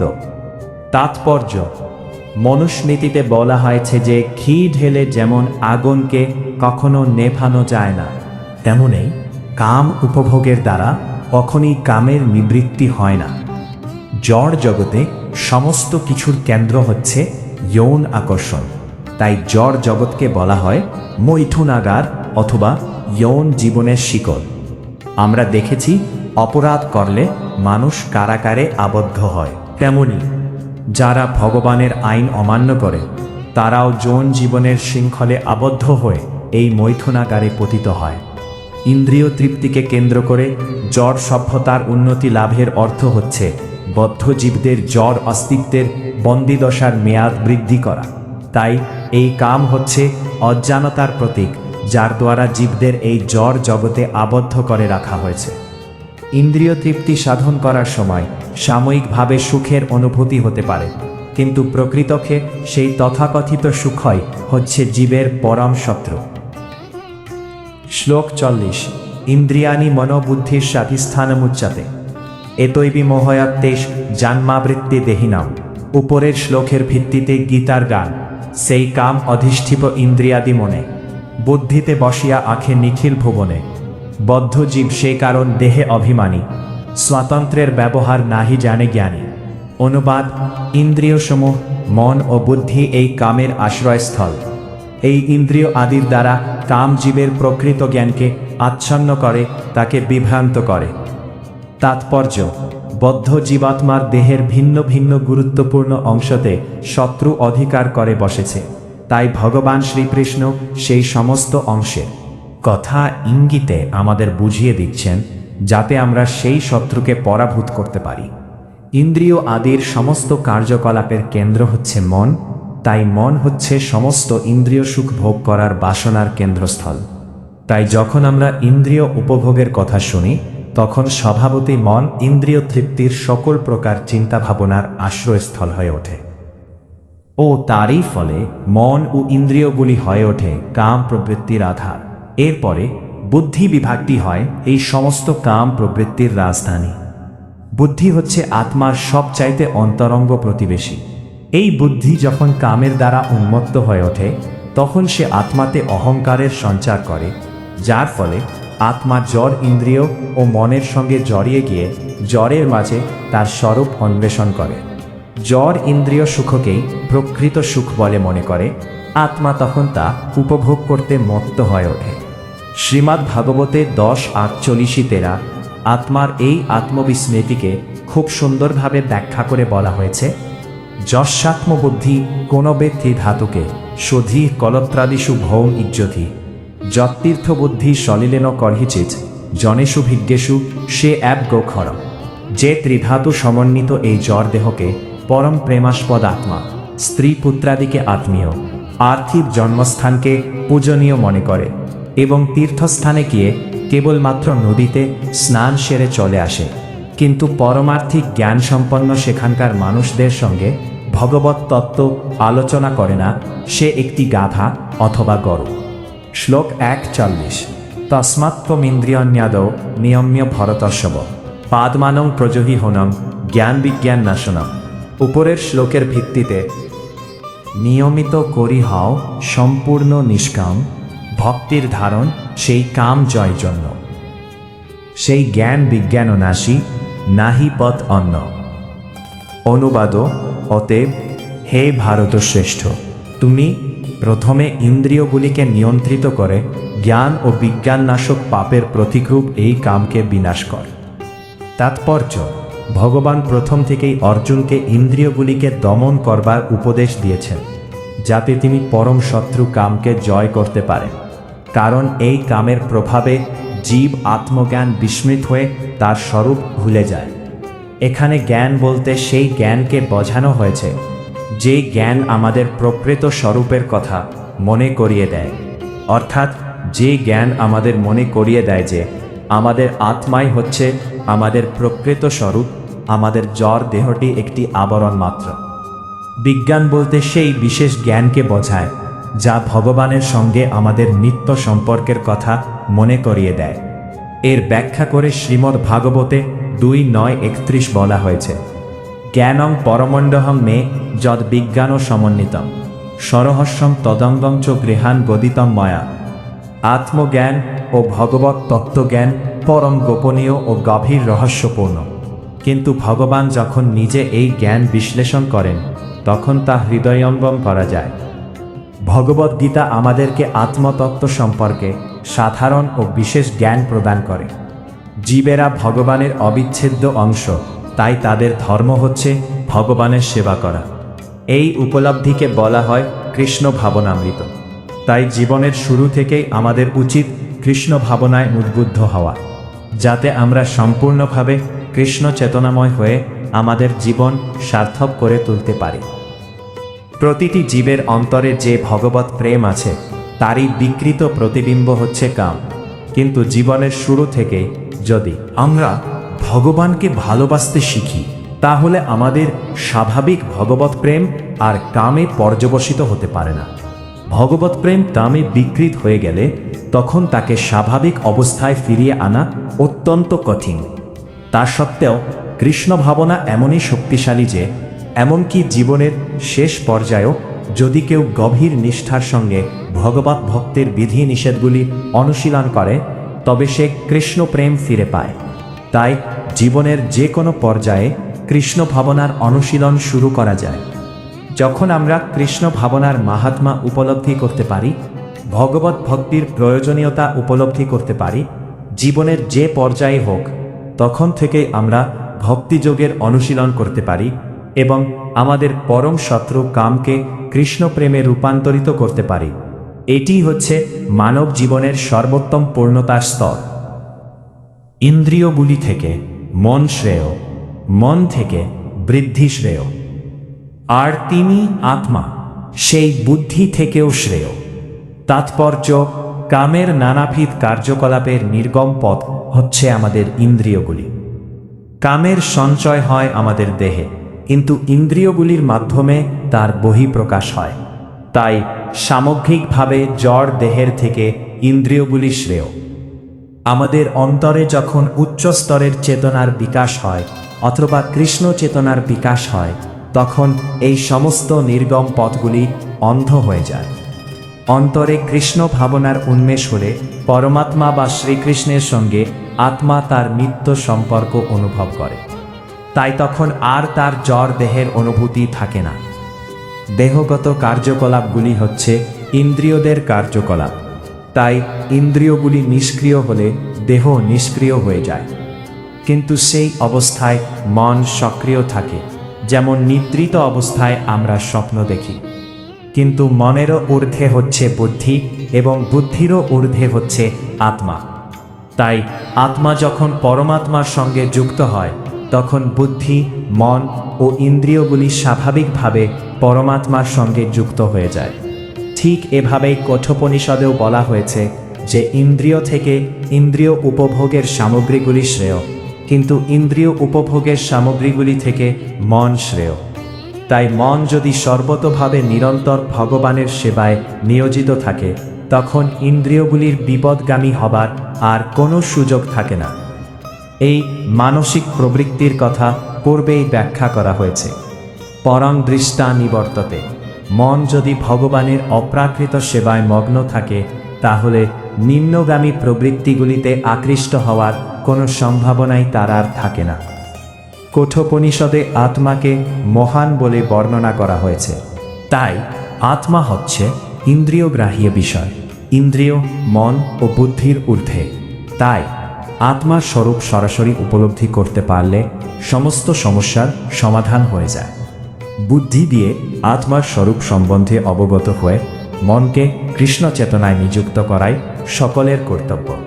তা হলেই সমস্ত সমস্যার সমাধান হয়ে যায়। পরমার্থ সাধনে নবীন ভক্তকে সাধারণত ইন্দ্রিয়গ্রাহ্য সমস্ত বিষয় থেকে দূরে থাকতে উপদেশ দেওয়া হয়। কেন? তার ফলে ইন্দ্রিয়গুলি ধীরে ধীরে সংযত হয়। তাছাড়া বুদ্ধি দিয়েও মনকে তার সংকল্পে দৃঢ় করতে হয়। বুদ্ধির দ্বারা যদি আমরা কৃষ্ণ ভাবনার মাধ্যমে ভগবানের চরণ কর্মে আত্মনিবেদন করি তাহলে মন ভগবানের সেবায় নিয়োজিত হয়ে একাগ্র হয়। তখন ইন্দ্রিয়ের প্রলোভনগুলি আর মনকে বিচলিত করতে পারে না। ইন্দ্রিয়গুলি তখন বিষদাধীন সাপের মতো নিষ্ক্রিয় হয়ে পড়ে। কিন্তু আত্মা যদি বুদ্ধির, মন ও ইন্দ্রিয়ের অধীশ্বর, তাদের পরমার্থ সাধনে নবীন ভক্তকে আশ্রয় গ্রহণ না করলে যে কোনো মুহূর্তে মনের প্রভাবে বিচলিত হয়ে আত্মা অধপতিত হতে পারে। শ্লোক 43। এবং বুদ্ধেহ পরম বুদ্ধা সংস্থভ্যাত্মানমাত্মানা জহি শত্রুম মহাবাহ কামরূপং দুরাসদম। পরকৈক 43। উপরের শ্লোকের ভিত্তিতে গীতার গান অপ্রাকৃত বুদ্ধি দ্বারা কর দাস্যতার ঘুচিবে সকল মোহ কাম ব্যবহার, সেই সে উপায় এক শত্রু জিনিবার, কামরূপ দুরাসদ কেহে নাহি আর। অনুবাদ: বুদ্ধ। হে মহাবীর অর্জুন, নিজেকে জড় ইন্দ্রিয়, মন ও বুদ্ধির অতীত জেনে নিশ্চয়াত্মিকা বুদ্ধির দ্বারা মনকে স্থির কর এবং এভাবেই চিৎশক্তির দ্বারা কামরূপ দুর্জয় শত্রুকে জয় কর। তাৎপর্য: ভগবদ্গীতার এই 3য় অধ্যায়ে আমাদের স্বরূপ যে পরম পুরুষোত্তম ভগবানের নিত্যকালের দাস, সেই সত্যে উপলব্ধি করতে পেরে ভগবানের সেবায় নিয়োজিত হবার নির্দেশ দেওয়া হয়েছে। এই অধ্যায়ে ভগবান বিশদভাবে বুঝিয়ে দিয়েছেন যে নির্বিশেষ ব্রহ্মলীন হওয়া জীবনের চরম উদ্দেশ্য নয়। চর জীবনে আমরা স্বাভাবিকভাবে কাম প্রবৃত্তি ও জরা প্রকৃতিকে ভোগ করবার প্রবৃত্তির দ্বারা প্রলোভিত হয়, কিন্তু জরা প্রকৃতির ওপর আধিপত্য বিস্তার করা এবং জড় ইন্দ্রিয় উপভোগ করার বাসনা হচ্ছে বদ্ধ জীবের পরম শত্রু। কিন্তু কৃষ্ণ ভাবনা অনুশীলন করার ফলে আমরা আমাদের ইন্দ্রিয়, মন ও বুদ্ধিকে নিয়ন্ত্রিত রাখতে পারি। আমাদের প্রবৃত্তিগুলিকে মুহূর্তের মধ্যে সংযত করা সম্ভব নয়, কিন্তু আমাদের অন্তরে কৃষ্ণ ভাবনার বিকাশ হবার ফলে আমরা অপ্রাকৃত স্তরে উন্নীত হতে পারি। বুদ্ধির দ্বারা মন ও ইন্দ্রিয়গুলিকে ভগবানের শ্রীচরণার বিন্দে একাগ্র করতে পারি। এটি হচ্ছে এই অধ্যায়ের মর্মার্থ। জড় জীবনের অপরিণত অবস্থায় নানা রকম দার্শনিক জল্পনা কল্পনা এবং তথাকথিত যৌগিক ক্রিয়ার মাধ্যমে ইন্দ্রিয় সংযমের প্রচেষ্টার দ্বারা আমরা অপ্রাকৃত স্তরে উন্নীত হবার যতই চেষ্টা করি না কেন, পরমার্থিক জীবনধারার অগ্রগতির ক্ষেত্রে সেই সমস্ত প্রচেষ্টা ব্যর্থ হবে। উন্নত বুদ্ধিযোগের দ্বারা কৃষ্ণ ভাবনার অম্পি বৃত্ত লাভ করলেই পারমার্থিক উদ্দেশ্য সাধিত হবে। ভক্তি বেদান্ত কহে শ্রী গীতার গান। শুনে যদি শুদ্ধ ভক্ত কৃষ্ণগত প্রাণ, ইতি কৃষ্ণ ভাবনাময় কর্তব্য কর্ম সম্পাদন বিষয়ক কর্মযোগ নামক শ্রীমদ্ ভগবদ্গীতার 3য় অধ্যায়ের ভক্তি বেদান্ত তাৎপর্য সমাপ্ত।